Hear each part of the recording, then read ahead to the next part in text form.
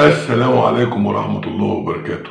الزمالك اتجلون وبيراميدز اتكحرت وانا شمتان بصراحة. انا شمتان فرحان قوي بصراحة.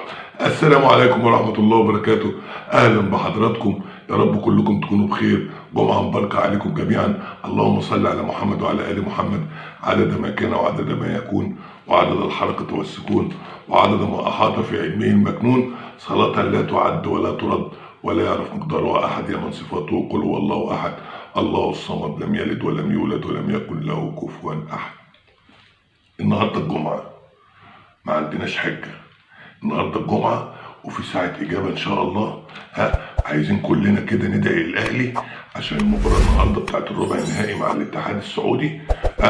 عايزين نخلص عليهم زي ما احنا خايفين منهم، هم خايفين مننا، هم برضو خايفين مننا. اوعوا تكونوا فاكرين ان هم واثقين مليون في المية. ده هم في الاحتفالات بتاعت الفريق اللي فات، فريق اوكلاند سيتي اللي بيجي دوت كده زيارة كده كل سنة عشان مفيش هناك فرق غيره تقريبا، فهم لحد النهاردة بيحتفلوا بالفوز هم وجماهيرهم. والجمهور بتاعنا ان شاء الله هيعدي 30,000 ان شاء الله بمشيئتك يا رب. وكولر امبارح في المؤتمر الصحفي قال لك احنا جايين نفوز. عجبتني الثقة دي.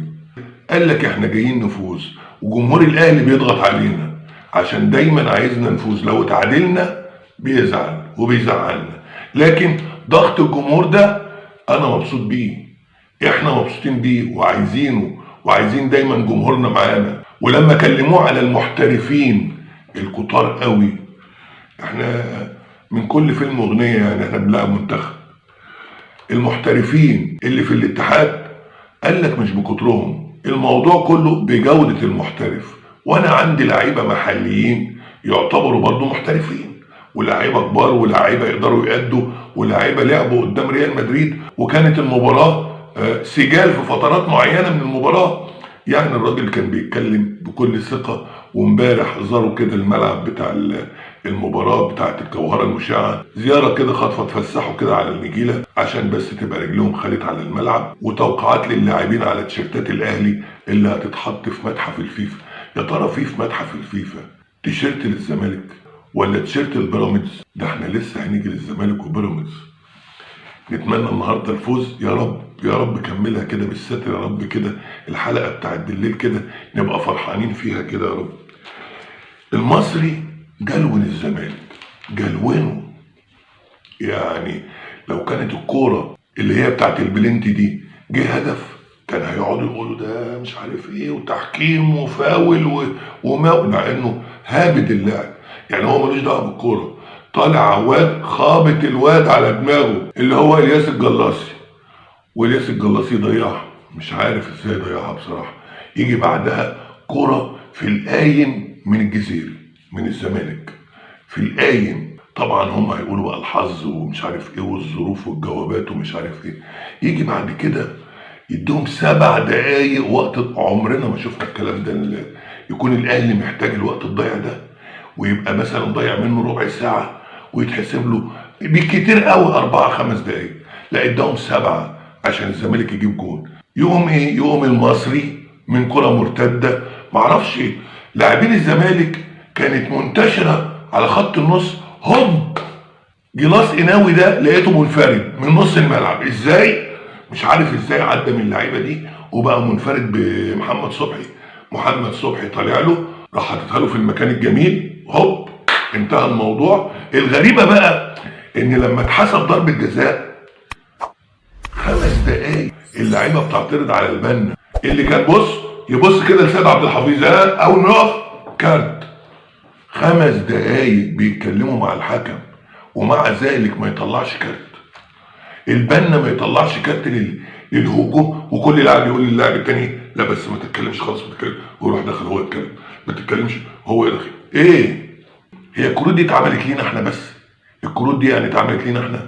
المهم الزمالك ضغط الشوط الثاني، ضغط كده بلا جدوى، مفيش اي حاجه مفيده، مفيش هجمه كده واعده، مفيش فرصه ضايعه، مفيش اي حاجه من اي حاجه، مفيش اي حاجه من اي حاجه. الغريبه ان معتمد جمال طلع بعد المباراه في المؤتمر الصحفي بيقول لك ان الهدف اللي جه في نهايه الشوط الاولاني ده اثر نفسيا على اللاعبين، بس نفسيتهم حصل فيها زعل بسبب الهدف ده، فما بيقدرش يأدوا. يعني معنى كده ان الزمالك لو اتلب جون خلاص الزمالك هو يتقدم بس، لكن لو جه في جون انتهى الموضوع. وايمن يونس طلع بافتكاسه كده، معلش مع احترامنا ليه، بيقول لك ان لاعبين الزمالك كانوا نازلين بانتعاشه وانشكاحه عشان فازوا في 5 مباريات قبل كده، فنازلين بقى بالانتعاش ده. لكن الموضوع كله ان في اجهاد، اللعيبه مجهد. الزمالك اللي بيجيب فرق ما تعرفش بيجيبها منين، بينقوها له على الفرازه ويلعبها هنا. يعني المباراتين بيلعبهم في القاهره، عنده اجهاد، عنده اجهاد من الفرق اللي بيلعبها، ما بيسافرش، هو بيلعب المباراتين هنا وعنده اجهاد. لكن الاهلي ده مكن، الاهلي ده مكن، لكن الزمالك عنده اجهاد يا جماعه. احنا قلنا هم بيقيسوا على فرق الشوارع اللي بيقابلوه، وقلنا ان اي حد في الدوري المصري قادر على الفوز على هذه الفرق. لاول مره في التاريخ ان ما يبقاش في اي فريق مصنف في الكونفدراليه. حتى الفرق اللي كانت بتتحول من البطوله الافريقيه في دور ال16 تروح للكونفدراليه الموسم ده اتلغى. يعني ما فيش غير الزمالك، يعني النهائي لا اما الزمالك لا اما فيوتشر، يعني هم دول الفرقتين اللي هم مميزين في البطوله، ما فيش حد تاني.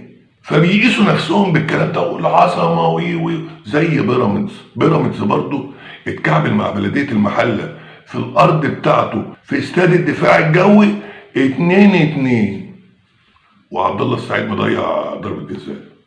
مش ده برضه بيراميدز اللي قال لك يعني خد بطار الاهلي بقى وعمل المعجزات واتعادل مع صن داونز هناك، وقلنا ان صن داونز مش هو صن داونز، قلنا مش هو ده الفريق اللي بيقابلنا، ولا الاهتمام بتاعت المباراه دي زي ما بيهتم بمباراه الاهلي، ولا الجمهور حاضر اساسا، لان ايه بيراميدز يعني بالنسبه له. وقلنا ان بطوله السوبر الافريقي اثرت على الاربع فرق، على الاهلي والترجي والوداد وصن داونز، بس الاعلام القذر هو اللي بيحاول يهول كل حاجه. زي مهيب عبد الهادي احنا قلنا ده سماوي، وقلنا لكم ان ده سماوي، طالع بيتكلم بيقول لك ايه، هو انتوا زعلانين قوي كده ليه ان الزمالك يعني اتغلب من المصري؟ ايه المشكله يعني؟ وزعلانين من لبيب قوي ليه؟ هو لبيب اللي جاب اللعيبه دي؟ الله، مش ده احسن سكواد في العالم؟ يعني اللعيبه دي بقت وحشه، وبعدين فيها ايه لما يتغلب من المصري؟ لو الاهلي اتغلب من المصري وكولر مش عايز اكرم توفيق والسم يتحط للاهلي، لكن الزمالك ما فيهاش حاجه. وبيقول لك هو كمان لبيب هو اللي خلى فتوح ما يوقعش. يا جماعه ما هو برضه الظلم حرام، هو لبيب ماله؟ وطلع امبارح اسلام صادق طلع قال لك انا عندي معلومات وتسريبات مؤكده ان حسين لبيب كان مجتمع بمجلس الاداره وقال بالحرف الواحد فتوح يجيب لي عقد من الاهلي همشيه، فتوح انا مش عايزه، فتوح انا مش هجدد له. واي حد من اداره الزمالك هيطلع ويقول الكلام ده ما حصلش هطلع كل البلاوي السوداء. انا عندي خراب متلتل، كله يسكت. لو واحد فيكم اتكلم وقال الكلام ده ما حصلش هفضحكم. مش عارفين نعمل ايه. طب نعمل ايه؟ اخر حاجه بقى كينو لاعب بيراميدز السابق، هو لاعب فلومينيز البرازيلي، اتكلم على الاهلي واتكلم على الاتحاد. اتكلم على الاتحاد عادي، قال فريق كبير وبتاع، لكن جه عند الاهلي قال لك ايه؟ قال لك ده اكبر فريق في مصر واكبر فريق في افريقيا، وعنده لاعبين على اعلى مستوى، ولعبت معاه كذا مره في مصر، ونادي محترم، والمباراه هتبقى صعبه مع الاهلي. ما قالش صعبه على الاتحاد. دي كانت اخر حاجه، يا ريت ما تكونوش نسيتوني في اللايك والشير والاشتراك في القناه وتدعيم زر الجرس. والسلام عليكم ورحمه الله وبركاته.